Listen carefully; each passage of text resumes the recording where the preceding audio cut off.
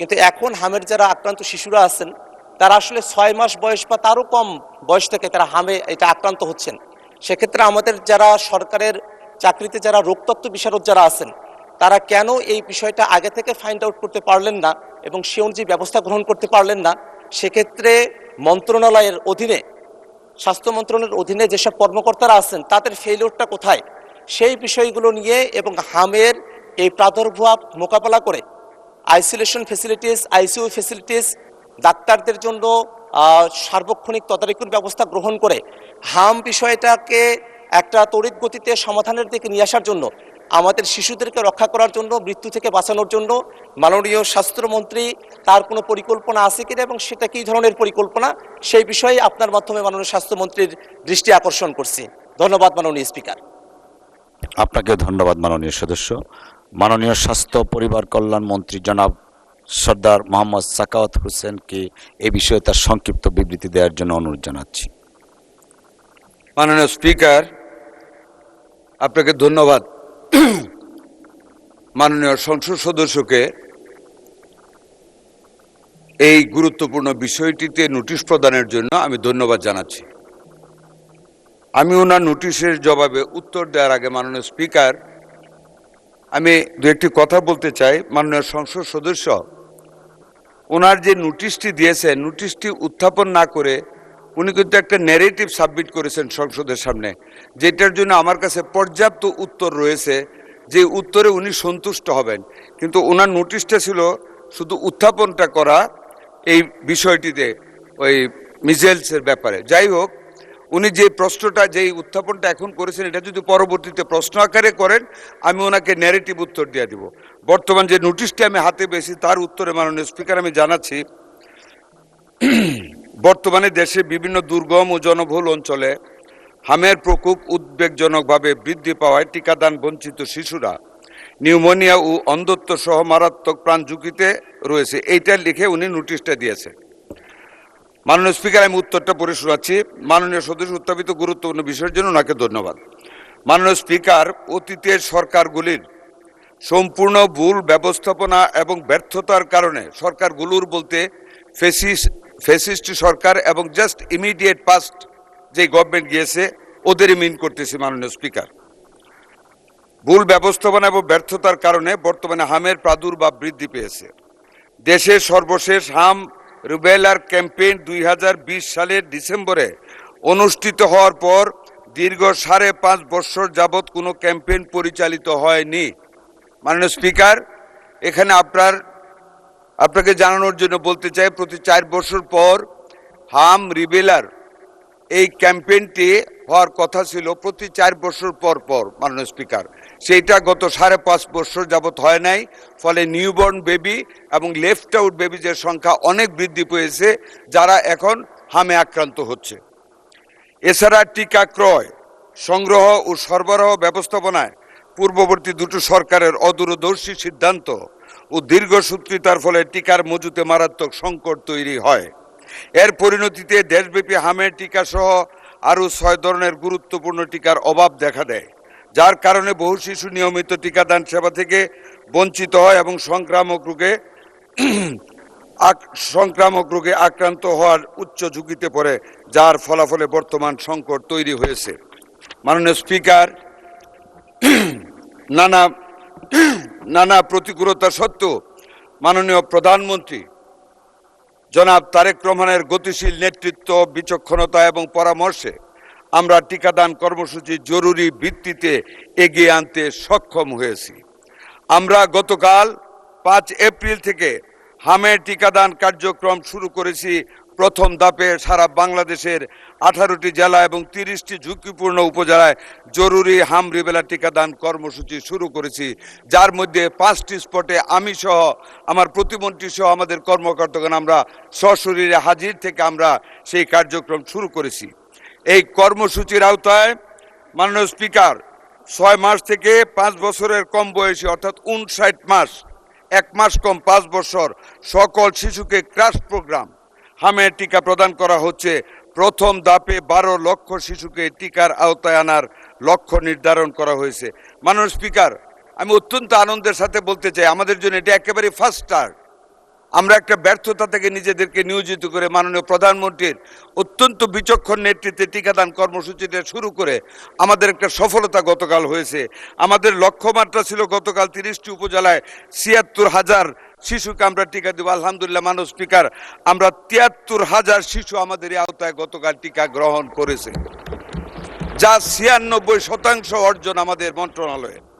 আগামী ১২ এপ্রিল হতে মাননীয় স্পিকার, ঢাকা উত্তর ও দক্ষিণ সিটি কর্পোরেশন, ময়মনসিংহ এবং বরিশাল সিটি কর্পোরেশন এবং আগামী ৩ মে হতে সারা দেশে অবশিষ্ট সিটি কর্পোরেশন ও জেলাগুলিতে আমরা এই জরুরি টিকাদান কর্মসূচি বাস্তবায়ন করব ইনশাআল্লাহ। মাননীয় স্পিকার, টিকাদানের পাশাপাশি আমরা শুধু টিকাদান চালাচ্ছি না, এর পাশাপাশি হামে আক্রান্ত এবং ঝুঁকিতে থাকা শিশুদের ভিটামিন এ ক্যাপসুল খাওয়ানো হচ্ছে গতকাল থেকে। মাননীয় স্পিকার, জরুরি ভিত্তিতে দেশের প্রতিটি জেলায় ৬ মাস থেকে ১ বছর পর্যন্ত বয়সী শিশুদের জন্য ভিটামিন এ ক্যাপসুল ১ লক্ষ ইউনিট অর্থাৎ ৭,৫০০ পিস এবং ১ বছর এবং ৫ বছরের কম বয়সী শিশুদের জন্য ২ লক্ষ ইউনিট ১৫,০০০ পিস করে ভিটামিন এ ক্যাপসুল জেলায় বিতরণ করা হচ্ছে, যা আক্রান্ত শিশুদের চিকিৎসায় এই সংকট মোকাবেলার জন্য অত্যন্ত কার্যকর ভূমিকা রাখবে। মাননীয় স্পিকার, ঝুঁকিপূর্ণ শিশুদের জন্য দেশের সকল সরকারি হাসপাতালে আইসোলেশন ওয়ার্ড, যেটা আপনি বলেছেন, আইসোলেশন ওয়ার্ডের ব্যবস্থা করা হয়েছে। আমাদের হাতে মাননীয় স্পিকার, এমন দোয়া করি না যে রুগী বাড়ুক, কিন্তু যতই বাড়ুক না কেন প্রত্যেকটি হাসপাতালে আইসোলেশন ওয়ার্ডের ব্যবস্থা করা হয়েছে। রাজশাহী হাসপাতালে আরও ২৫০ আইসোলেশন বেড ব্যবস্থা করা হচ্ছে। আমাদের যদি কোনো রুগী আসে, দোয়া করেন যাতে না আসে, আমরা প্রস্তুত আছি। আইসিইউ ইউনিট প্রস্তুত আছে, আমাদের ভেন্টিলেটরও প্রস্তুত আছে।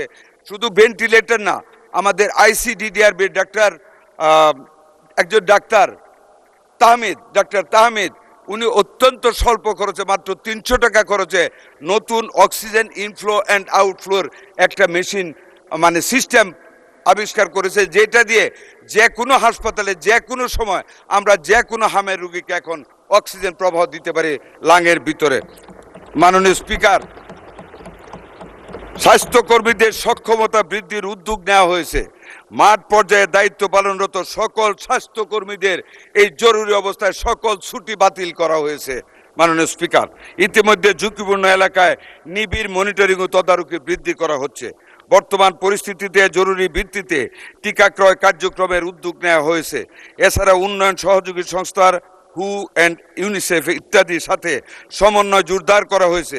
আমরা সকল অংশীজনের সঙ্গে সমন্বয়ের মাধ্যমে কাজ করে যাচ্ছি। আজকেও ওয়ার্ল্ড ব্যাংক আমাদের ডাকে সাড়া দিয়ে আমাদের সাথে সকালে মিটিং করেছে। তারা বিভিন্নভাবে এই হামকে মোকাবেলা করার জন্য, এই রিবেলাকে মোকাবেলা করার জন্য আমাদেরকে সহযোগিতার আশ্বাস দিয়েছে। আমরা মন্ত্রণালয় থেকে মাননীয় প্রতিমন্ত্রীকে হেড করে আমরা ৫ সদস্য বিশিষ্ট একটা কমিটি ওনাদের সাথে কাজ করার জন্য সচিব আমরা করে দিয়েছি। আরও অনেক গ্র্যান্ট এবং এইডস এই খাতে আমরা পাবো ইনশাল্লাহ। অংশজনের সঙ্গে সমন্বয় দেখা আওতায় আসে, প্রতিরোধযোগ্য রোগ থেকে সুরক্ষিত থাকে। আমরা বিশ্বাস করি এই সমন্বিত ব্যাপক টিকাদান কর্মসূচির মাধ্যমে অতি দ্রুত হাম সংক্রমণ নিয়ন্ত্রণে আনা সম্ভব হবে। পরিশেষে আরও জানাচ্ছি, আমরা করোনাকালীন অব্যয়িত ৬০৪ কোটি টাকা দিয়ে আমরা ইউনিসেফ থেকে আরও হামের টিকা এবং অন্যান্য টিকা আমরা কালেকশন করতেছি। ভবিষ্যতে আমাদের কোনো সময় টিকার কোনো আমাদের শর্টেজ পড়বে না।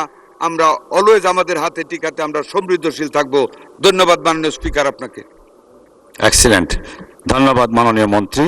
মাননীয় সদস্য জনাব আক্তার হোসেন, আপনি এ বিষয়ে একটি প্রশ্ন করতে পারেন। ধন্যবাদ। ধন্যবাদ মাননীয় স্পিকার, ধন্যবাদ মাননীয় মন্ত্রীকে। টিকাদান কার্যক্রম শুরু করার জন্য আমরা সরকারকে ধন্যবাদ জানাই। পাশাপাশি একটা বিষয় একটু জানা রাখার প্রয়োজন, যে মাননীয় মন্ত্রী যেভাবে আইসোলেশন ফেসিলিটিস বানানোর কথা বলছেন, বা যেভাবে তিনি আইসিইউ এবং এনআইসিইউ এর কথা বলছেন, মাঠের পরিস্থিতি কিন্তু তেমনটা নয়। আমরা সোশ্যাল মিডিয়াতে এবং বিভিন্ন পত্রপত্রিকা মারফত আমরা জানতে পারছি যে অনেকেই হাসপাতালগুলোতে যাচ্ছেন, কিন্তু যাওয়ার পরে তারা আইসোলেশন ফ্যাসিলিটিস পাচ্ছেন না এবং তারা আইসিইউ ফ্যাসিলিটিসও তারা পাচ্ছেন না। এটা কি সরকারের তরফ থেকে বরাদ্দ করা হচ্ছে, কিন্তু হাসপাতালে যারা আছেন তাদের কোনো গাফিলতি বা হাসপাতাল ম্যানেজমেন্ট বা ব্যবস্থাপনা যেটা আছে তার ত্রুটির কারণে এটা হচ্ছে কিনা সে ব্যাপারে মন্ত্রণালয়ের তরফ থেকে মাননীয় মন্ত্রীকে উদ্যোগ গ্রহণ করার জন্য বলছি। আর একটা বিষয় উনি বলেছেন যে করোনার কালীন একটা বাজেট অতিরিক্ত ছিল যেটা এখন নিয়ে এসে এখানে কাজে লাগানো হচ্ছে, তার জন্য আমরা ধন্যবাদ জানাই। এই বিষয়ে একটা প্রসঙ্গত বিষয় মনে করিয়ে দেওয়া প্রয়োজন। বাংলাদেশে স্বাস্থ্য খাতে যে পরিমাণে বাজেট বরাদ্দ করা হয় সেই পরিমাণে বাজেট কিন্তু ব্যয় করা হয় না। যেমনটা দেখা গেছে যে 2024-25 অর্থ বছরে স্বাস্থ্য খাতে বাজেট ছিল 41,407 কোটি টাকা, সেখানে সংশোধিত বাজেট হয়েছিল 29,782 কোটি টাকা, অর্থাৎ 11,000 কোটি টাকা কিন্তু অব্যবহৃত থেকে গেছে। আবার অপারেশনাল যে বাজেট ছিল সেটা ছিল 19,973 কোটি টাকা এবং সেটা খরচ হয়েছে সংশোধিত আকারে এসেছে 13,603 কোটি টাকা, অর্থাৎ সেখানেও প্রায় 6,000 কোটি টাকা কিন্তু অব্যবহৃত থেকে গেছে। আমাদের মোট বাজেটের মাত্র 5% স্বাস্থ্য খাতে বরাদ্দ করা হয়, জিডিপির যেটা 1%রও কম, এবং আমাদের আসলে আউট অফ দ্য পকেট পিপলের পকেট থেকেই প্রায় 70% স্বাস্থ্য খাতে তাদেরকে খরচ করতে হয়।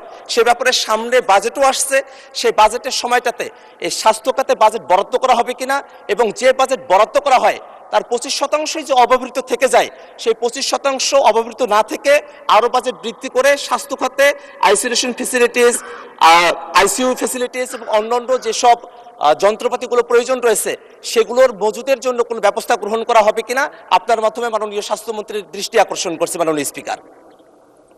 ধন্যবাদ মাননীয় সদস্য। মাননীয় স্বাস্থ্যমন্ত্রী। প্লেন্টি অফ কোয়েশ্চেন্স মাননীয় স্পিকার। নাম্বার 1 যেটা উনি বলেছেন মিডিয়াতে, এবং উনি যা জানেন আমি যা বক্তব্য রেখেছি সরেজমিনে সেটা পাচ্ছেন না। মাননীয় সংসদ সদস্য, ভালো কাজ আদায় করতে হলে মানুষের উপর কিছু প্রেশার রাখা হয়। আমার মনে হয় মিডিয়া আমাদেরকে ওই প্রেশারটাই রাখছে। আমাদের একটা হসপিটালে আইসোলেশন ওয়ার্ডের কোনো ঘাটতি নেই। আপনাকে আমি অনুরোধ করব আপনি আমার সাথে কালকে চলেন, কোনটায় দেখবেন প্রত্যেকখানে আমাদের ব্যবস্থা করে রাখা হয়েছে মিজেলস রোগের জন্য, এবং ভেন্টিলেটর আমাদের মন্ত্রণালয়ের রেডিয়াসে যখন যেখানে প্রয়োজন আমরা ভেন্টিলেটরও দিয়ে যাচ্ছি। কাজে এই ব্যাপার আপনাকে আমি নিশ্চিত করতে পারি ইনশাল্লাহ আমাদের আইসোলেশন অভাব। আপনি রাজশাহীতে খবর নেন, ওইখানেও আমরা গতকাল আলাপ করেছি, আমাদের সব কিছু রেডি আছে। 2 নম্বর যেটা বলেছেন আইসিউর কথা, দেখেন আইসিইউ ইচ্ছা করলে এখনই করা যায় না। আইসিইউ আমাদের প্রত্যেকটা জায়গায় এই মিজেলস আসার পরে আমরা করেছি। এমনকি আপনাকে বলি 18 ঘন্টায় আইসিইউ ওয়ার্ড আমরা চালু করেছি ইনফেকশাস ডিজিজ সেন্টারে। যখন একটা রোগী মারা গেল মধ্যরাতে, সেখানে আমি, আমার সচিব, আমাদের ডিজি আমরা গিয়েছি। মাননীয় প্রধানমন্ত্রী তদারকি করেছেন, আমরা সেখানে গিয়েছি। মাননীয় প্রধানমন্ত্রী আমাকে বলেছেন, প্রথম আমি শুনি, আই হার্ড ফ্রম হিম যে একজন রোগী মারা গেছে।